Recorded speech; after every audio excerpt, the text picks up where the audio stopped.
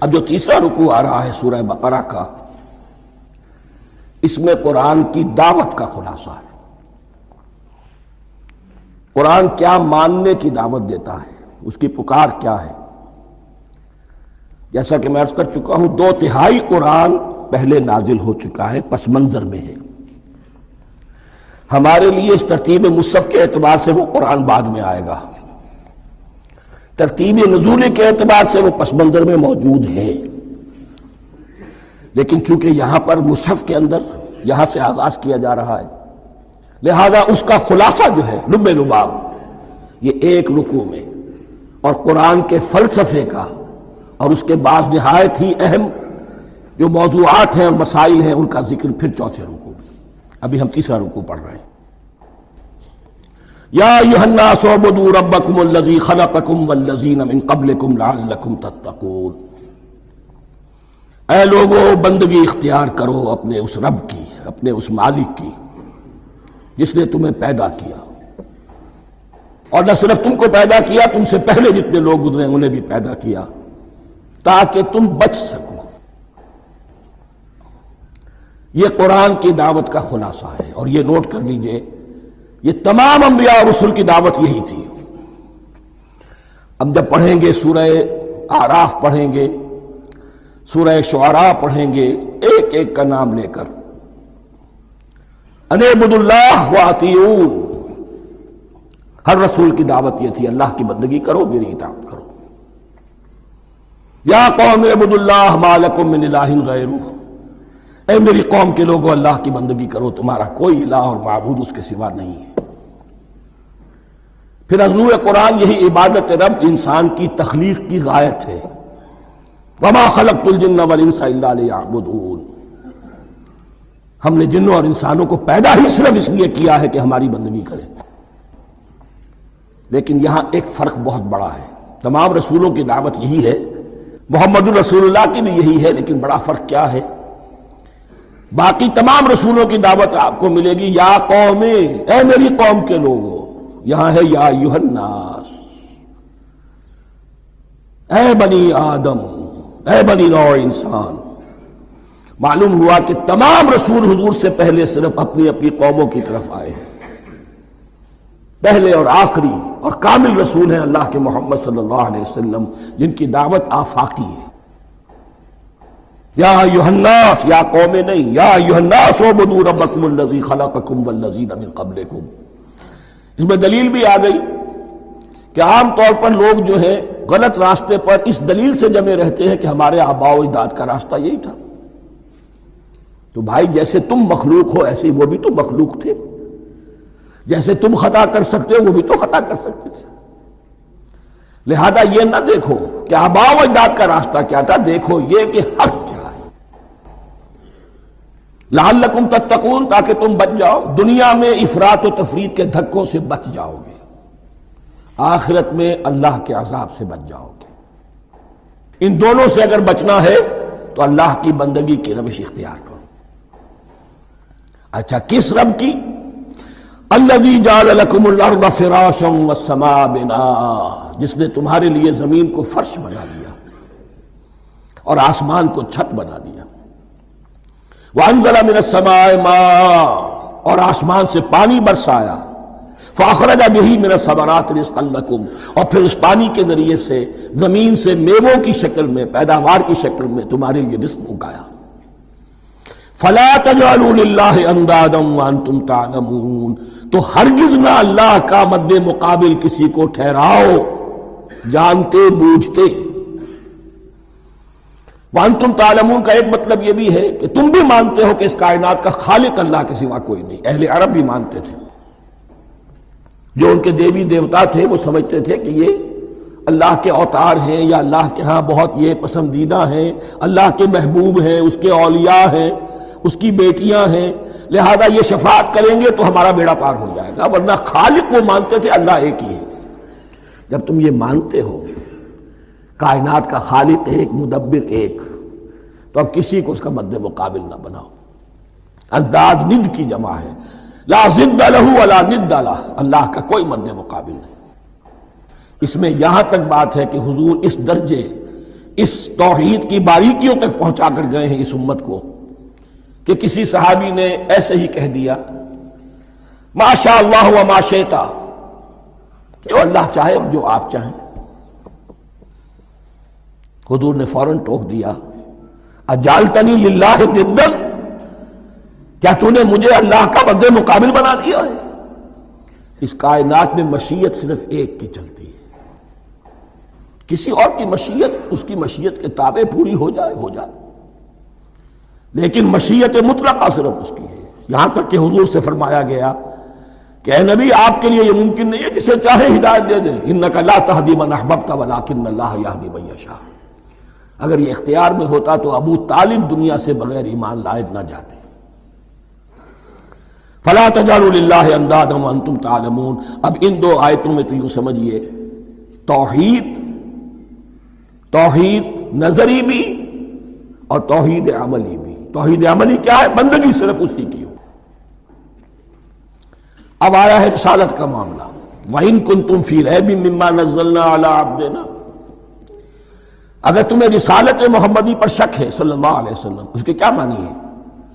کہ تمہیں اس قرآن کے بارے میں شک ہے جو ہم نے اپنے بندے پر نازل کیا ہے۔ اگر ہے شک فی الواقع، وَإِن كُنتُمْ فِي رَيْبٍ، اگر تمہیں واقعتاً شک ہے مما نزلنا علی عبدنا، اس پر جو ہم نے اپنے بندے پر نازل فرمایا ہے، فاتوا بسورۃ من مثلہ، تو لے آؤ اس جیسی ایک ہی صورت۔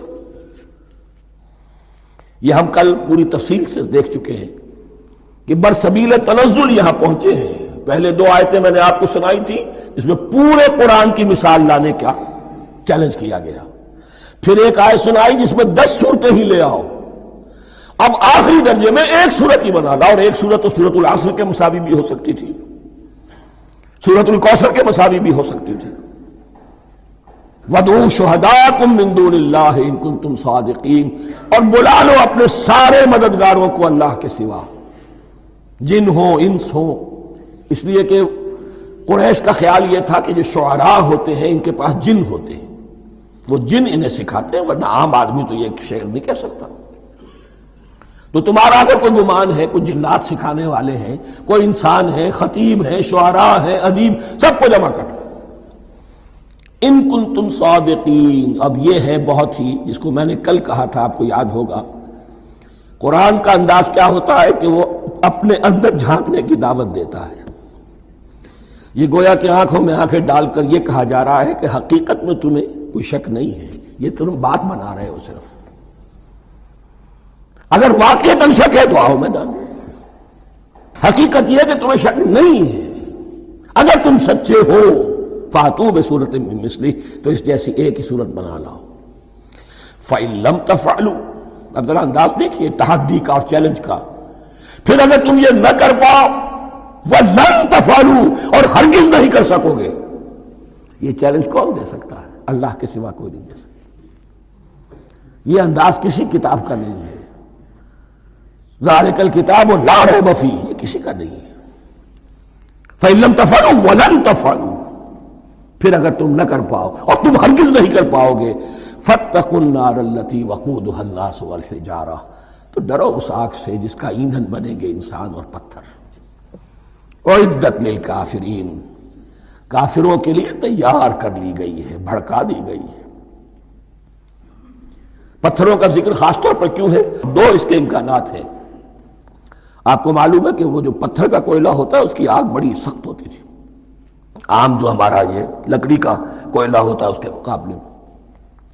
اور دوسرے یہ بھی کہ چونکہ انہوں نے جو معبود تراش رکھے تھے وہ پتھر کے ہوتے تھے، تمہارے ساتھ ہی تمہارے ان معبودوں کو بھی جھونکا جائے گا اور وہ بھی جلیں گے، تاکہ تمہاری حسرت کے اندر اضافہ ہو۔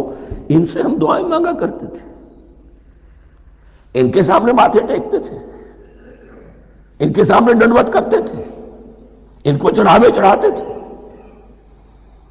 اب یہاں گویا کہ ایمان باللہ توحید، ایمان بالرسالت اور ایمان بالآخرت، فاتقوا النار التي وقودها الناس والحجارة اعدت للكافرین وبشر الذین آمنوا وعملوا الصالحات، اور بشارت دے دیجئے اے نبی ان لوگوں کو کہ جو ایمان لائے اور جنہوں نے نیک عمل کیے، ان لہم جنات تجری من تحتها الانہار، کہ ان کے لیے وہ باغات ہیں کہ جن کے دامن میں ندیاں بہتی ہوں گی. لفظی ترجمہ ہوگا جن کے نیچے ندیاں بہتی ہوں گی.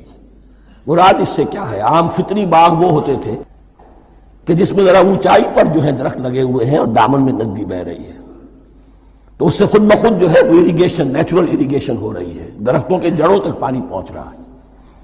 بہرحال ترجمہ آپ لفظی کریں، ان کے نیچے ندیاں بہتی ہوں گی یا یہ کہ جن کے دامن میں ندیاں بہتی ہوں گی. کلما رزقوا منہا من ثمرۃ رزقا، جب بھی کبھی انہیں دیا جائے گا کوئی پھل رزق کے طور پر کھانے کے لیے جنت میں، قالوا ھذا الذی رزقنا من قبل، وہ کہیں گے یہ تو وہی شے ہے جو ہمیں پہلے بھی ملتی تھی. اس کا ایک مفہوم یہ ہے، یہ جو نزل ہے ابتدائی جو ہے دعوت ہے، ابتدائی ضیافت جو ہوگی اس میں وہی چیزیں کہ جو معروف ہے، جانی پہچانی ہے. یہ رمان، یہ دیکھیے یہ انار آ رہا ہے خوبصورت، یہ انگور ہے خوبصورت، یہ نخیل ہے، یہ نخل ہے، یہ رطب ہے، لیکن ذائقے کے کوئی نسبت و تناسب ہی نہیں ہوگا. وہ کہیں گے یہ وہی شے ہے جو ہمیں پہلے ملتی تھی. وَأُتُوا بِهِ مُتَشَابِهًا، مشابہ تو ہوگی وہ، لیکن ان کے ذائقے میں زمین و آسمان کا فرق ہوگا. اور ایک یہ بھی مفہوم لیا گیا کہ آخرت میں جنت میں بھی وہی میوے ملتے رہیں گے، لیکن ان کا ذائقہ بدلتا رہے گا. شکل وہ ہوگی لیکن ذائقہ وہی رہے گا کہ جس سے انسان کی بھی طبیعت بھر جاتی ہے ایک ہی شے کو کھاتے ہوئے. وَلَهُمْ فِيهَا أَزْوَاجٌ مُطَهَّرَةٌ، اور ان کے لیے ہوں گے اس میں بہت ہی پاک باز، نہایت پاک کی ہوئی بیویاں ہوں گی. أَزْوَاجٌ مُطَهَّرَةٌ وَهُمْ فِيهَا خَالِدُونَ، اور اس میں رہیں گے ہمیشہ ہمیش. یہ تو تین جو اصول ہیں دین کے دعوت ایمان، توحید اور رسالت اور معاد، ایمان باللہ، ایمان بالرسول، ایمان بالآخرہ. اب ذرا کچھ ضمنی مسائل ہیں کہ جو بعض کفار کی طرف سے، بعض معتزلین کی طرف سے پیش ہوتے تھے، وہ کبھی بھی اس چیلنج کا مقابلہ تو نہ کر سکے، میدان میں تو نہ آ سکے. یہ بالکل ایسی بات ہے جیسے کسی مصور کی تصویر پر اعتراض کرنے والے تو بہت تھے. جب کہا گیا کہ ذرا یہ لیجیے قلم، اس کو ٹھیک کر دیجیے، یہ برش آپ کے ہاتھ میں دیتا ہوں، اب سب پیچھے ہٹ گئے. تو کوئی صورت قرآن کے مقابلے میں لانا وہ تو ان کے لیے ممکن نہیں تھی، لیکن ادھر ادھر سے اعتراضات کرنے کے لیے جو زبانیں کھلتی تھی ان میں سے ایک اعتراض نقل کیا جا رہا ہے. وہ یہ تھا کہ وہ کہتے تھے کہ قرآن مجید میں مکھی کی تشبیہ آئی ہے، یہ تو بڑی حقیر سی شے ہے. اعلیٰ کلام ہو اور اعلیٰ متکلم ہو وہ ایسی حقیر چیزوں کا تذکرہ نہیں کرتا. بیت العنکبوت، مکڑی کا بھی ذکر ہے قرآن میں، اتنی حقیر شے کا، یہ کوئی اعلیٰ کلام نہیں. اس کا جواب دیا جا رہا ہے کہ اصل میں کہیں تشبیہ بیان کرنی ہے، تمثیل بیان کرنی ہے، تو دیکھنا یہ کہ جس شے کے لیے تشبیہ دی جا رہی ہے اس کی مناسبت والی شے ہو. شے کوئی بہت حقیر ہے تو کسی عظمت والی شے سے آخر کیسے تشبیہ دی جائے گی؟ وہ تو کسی حقیر شے سے ہی تشبیہ دی جائے گی تو جو اصل مقصد ہے تشبیہ کا وہ پورا ہوگا.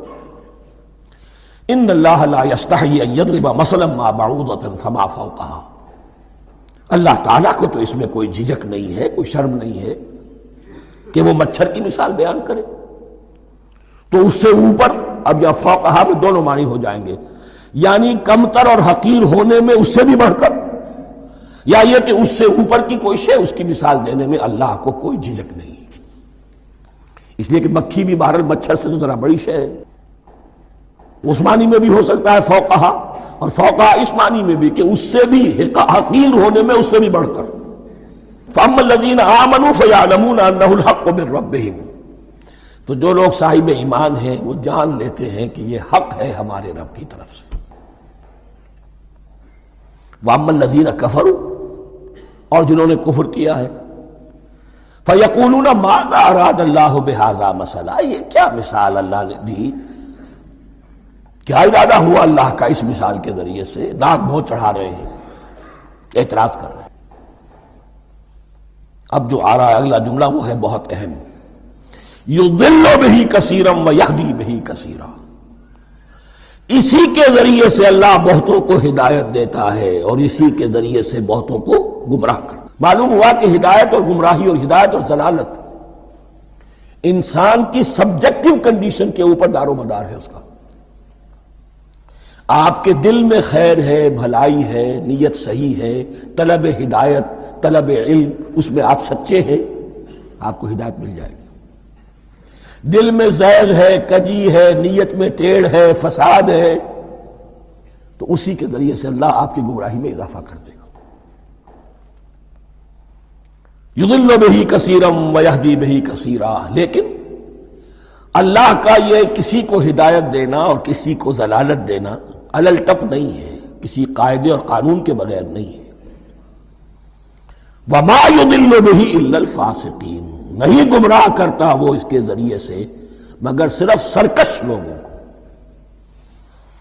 جن میں سرکشی ہے، تعلی ہے، تکبر ہے.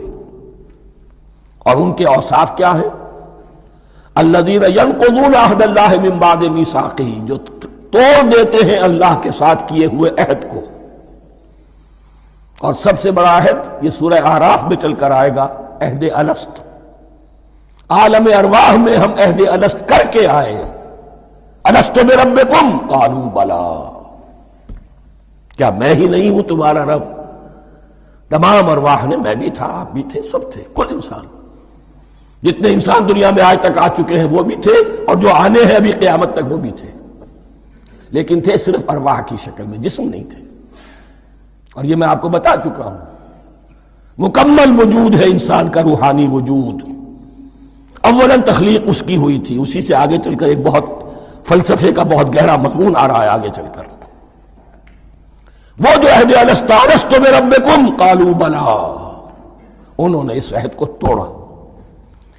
اللہ کو اپنا مالک اور خالق اور اپنا حاکم جاننے کی بجائے خود حاکم بن کر بیٹھ گئے. الیس لی ملک مصر. کیا مصر کی بادشاہی میری نہیں ہے؟ I am the sovereign. We are sovereign. Popular sovereignty. بغاوت، سرکشی، فاسق. وما يضل به الا الفاسقين الذين ينقضون عهد الله من بعد ميثاقه وَيَقْطَعُونَ مَا أَمَرَ اللَّهُ بِهِ أَن يُوصَلَ. اور کاٹتے ہیں وہ چیز جسے اللہ نے جوڑنے کا حکم دیا ہے. اللہ نے صلہ رحمی کا حکم دیا ہے، یہ قطع رحمی کرتے ہیں. مال کی طلب میں بھائی بھائی کو ختم کرتا ہے، اس کے مال کو ہتھیانے کے لیے، اپنی ذاتی اغراض کے لیے تمام اخلاقی حدود جو ہے انسان پس و پیش ڈال دیتا ہے. اپنا تکبر، اپنے لیے تعلی. الذین، آپ دیکھیے نوٹ کیجئے، اس میں ہماری شریعت کا فلسفہ یہ ہے. ایک تعلق ہے اللہ کا بندے کے ساتھ، حقوق اللہ. ایک ہے بندوں کا بندوں کے ساتھ، حقوق العباد. اللہ کا حق کیا ہے؟ اسے حاکم اور مالک، اور حاکم سمجھو، الملک سمجھو، خود اس کے بندے بنو. انسانوں کا حق کیا ہے؟ کونوا عباد اللہ اخوانا. سب آپس میں بھائی بھائی اللہ کے بندے بن جاؤ. اور اس میں سب سے اہم ترین رحمی رشتہ ہے، سگے بھائی، سگے بھائی بہنیں. پھر دادی کے اوپر جا کر وہ کزنز آ جائیں گے، پر دادی پر جا کر اور جمع ہو جائیں گے، یہاں تک کہ آدم و حوا پر تمام انسان جمع ہو جائیں گے. تو رحمی رشتے کی بڑی اہمیت ہے. تو وہ فاسقین کے جو توڑتے ہیں اللہ کے عہد کو، اس کو مضبوطی سے باندھنے کے بعد، وَيَقْطَعُونَ مَا أَمَرَ اللَّهُ بِهِ أَن يُوصَلَ وَيُفْسِدُونَ فِي الْأَرْضِ. انہی دونوں چیزوں کے نتیجے میں زمین میں فساد پیدا ہوتا ہے. یا اللہ کی اطاعت سے باغی ہو گئے، اور یا آپس میں ایک دوسرے کی گردنیں کاٹنے لگے. اولئک ھم الخاسرون. یہی لوگ ہیں جو بالآخر خسارے میں، آخری اور دائمی خسارے میں رہنے والے ہیں. کیف تکفرون باللہ وکنتم امواتا. تم کیسے کفر کرتے ہو اللہ کا؟ بڑا پیارا انداز ہے. وکنتم امواتا، تم مردہ تھے، فاحیاکم، تمہیں زندہ کیا. ثم یمیتکم، پھر تمہیں مارے گا. ثم یحییکم، پھر جلائے گا. ثم الیہ ترجعون، پھر تم اس کی طرف لوٹ جاؤ گے، لوٹا دیے جاؤ گے. یہاں وہ بات آ گئی جو آج نگاہوں سے بالکل اوجھل ہو چکی ہے. یہ ہم دنیا میں آنے سے پہلے مردہ تھے، کیا مانی؟ یہ مضمون آ کر اصل میں سورہ غافر یا سورہ مومن میں چل کر اس کی پوری وضاحت ہوگی، لیکن چونکہ یہاں تذکرہ ہو چکا ہے عہد الست کا، ہماری پہلی تخلیق ہوئی عالم ارواح میں، ارواح کی صورت میں، پھر ہمیں سلا دیا گیا، وہ ہماری پہلی موت تھی۔ مردہ جو ہے معدوم نہیں ہوتا، مردہ ہوتا ہے، بے جان ہوتا ہے، سویا ہوا ہوتا ہے، اور موت کو اور نیند کو تشبیہ دی گئی ہے۔ پھر ہمیں اس جسد کے ساتھ یہاں زندہ کیا گیا، پھر موت طاری ہوگی، پھر ہمیں زندہ کیا جائے گا۔ یہ آیت جیسا کہ میں نے عرض کیا بہت بڑی اور بڑی گہری حکمت اور فلسفہ قرآن کی آیت ہے۔ کیسے اللہ کا انکار کرتے؟ کنتم اموات، تم مردہ تھے، سوئی ہوئی ارواح کی شکل میں تھے، فاحیاکم، تمہیں جگایا اس جسد کے ساتھ زندہ کیا، ثم یمیتکم ثم یحییکم، پھر تمہیں مارے گا، پھر جلائے گا، ثم الیہ ترجعون، پھر تم اس کی طرف لوٹا دیے جاؤ گے۔ اور اب اس کے بعد جو آخری آیت ہے، هو الذی خلق لکم ما فی الارض جمیعا، اس نے تمہارے لیے بنایا ہے جو کچھ بھی زمین میں ہے۔ اس میں خلافت کا مضمون آ گیا۔ حدیث میں آتا ہے انما الدنیا خلقت لکم وانتم خلقتم للآخرہ، یہ دنیا تمہارے لیے بنائی گئی ہے، تم آخرت کے لیے بنائے گئے ہو۔